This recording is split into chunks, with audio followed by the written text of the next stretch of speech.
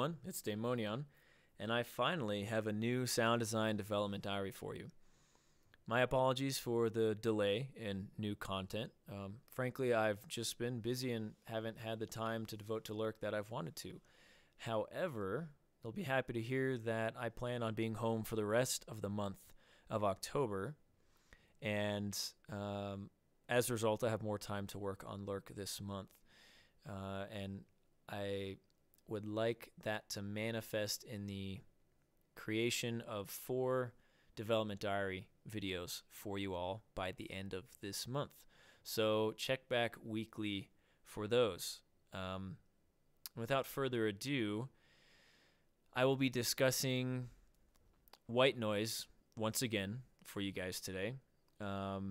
Specifically, one of my Whitenoise audio tracks that I have created for when the player is inside a room that is made out of cement or underground, like a bunker sewer type ambience.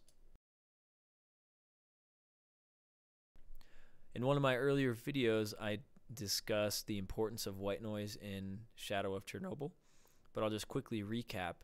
The reason I feel the need to inject Whitenoise into the game is because all of the sounds currently in the game are mostly either on or off 100%, minus some volume adjustments for how close or how far away the player is from the sound source. But all the random noises, all the sounds are just kind of called, and often because of that there is completely silent space in the game.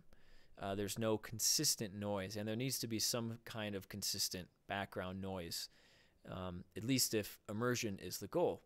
And funny enough, that just happens to be my goal. So I will play you what I have here.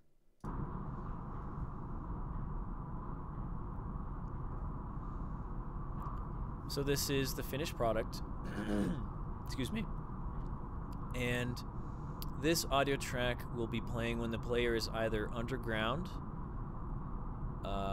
which is pretty much only in a cement walled structure, or when they're in some kind of bunker or something like that. So the goal with this is to have a damp, stagnant, stale quality to it. That's not really in your face, something subtle. Now I'm going to play it without any of my effects that I applied to create that sound. So here it is, no effects. I need to lower it just a bit.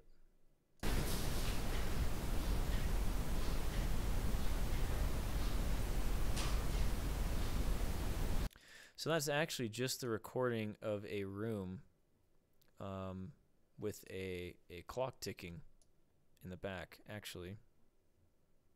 Oh, can't get that exactly at 0, but that's okay. So first thing I'm going to do, well, the first thing that I knew I needed to do was make gross adjustments to the entire frequency spectrum.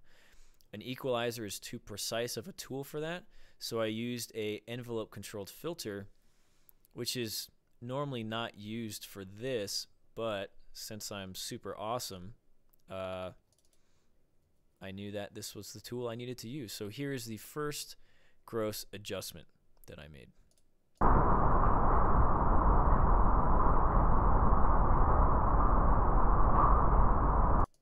And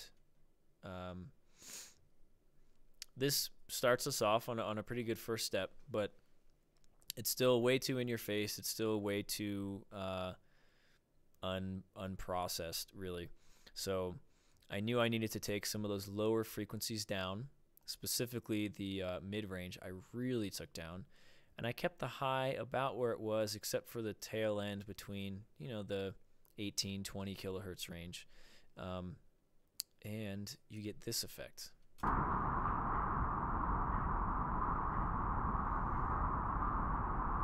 With the equalizer off.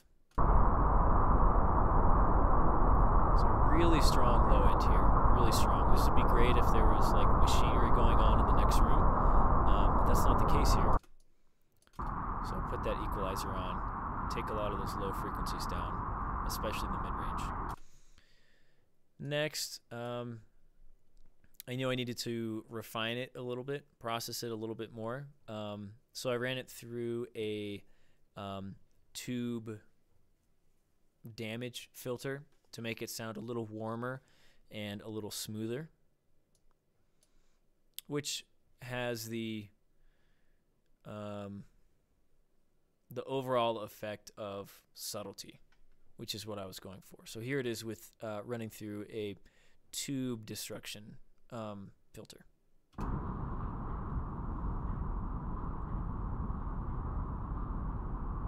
And now with that filter off,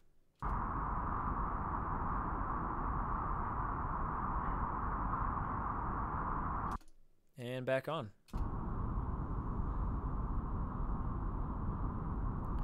So it sounded pretty good, but I knew I needed some reverb in there just for that final subtle touch. So I told the reverb unit to switch to the room algorithm, so it computes reflections as if you were in a room. I told it that you know, to make the room about 7 square meters in size. I don't want it to sound super huge, and I gave it quite a bit of reflection, but still with not too high of a decay. A little bit more dampening on the high frequencies, just to make it sound more stale. And I applied it only to about 40%, or what do I have here? About 51. A setting of 51 would be about 40% power, so it doesn't sound too over-processed. And here's the final result.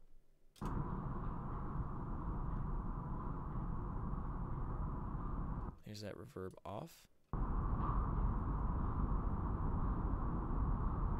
And on.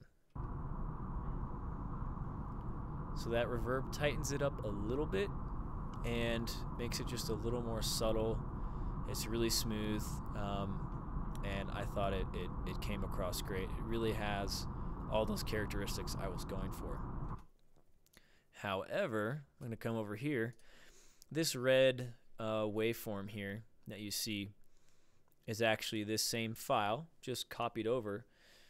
And this is the when it's raining outside version. So the coding that I did for the space restrictors I made can tell when it's raining or when it's not raining outside. And as such, since you're going to be inside, I put in some drips, because I figured when you're in a bunker or when you're underground, you're not actually going to hear rain, you know, drops on the surface, but you might hear some leaking. So if I just solo that leaking track, it sounds like this.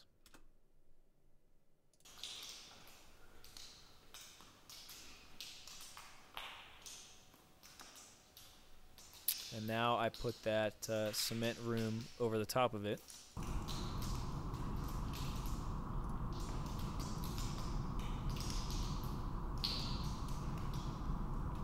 And there you go.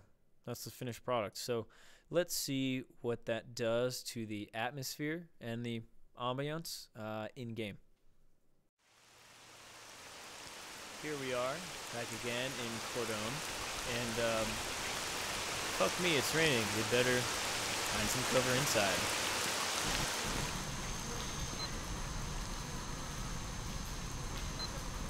It's better. So you notice I actually put in some static sound sources for these light bulbs.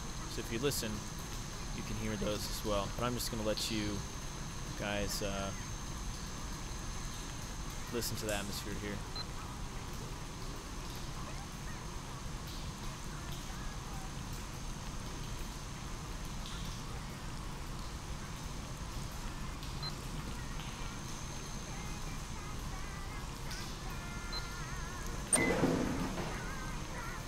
What have you got here? So there you have it, one Whitenoise track for you. Hope you guys enjoyed the video, and as always, please leave comments and feedback. Whether you like it or hate it, let me know. Until next time.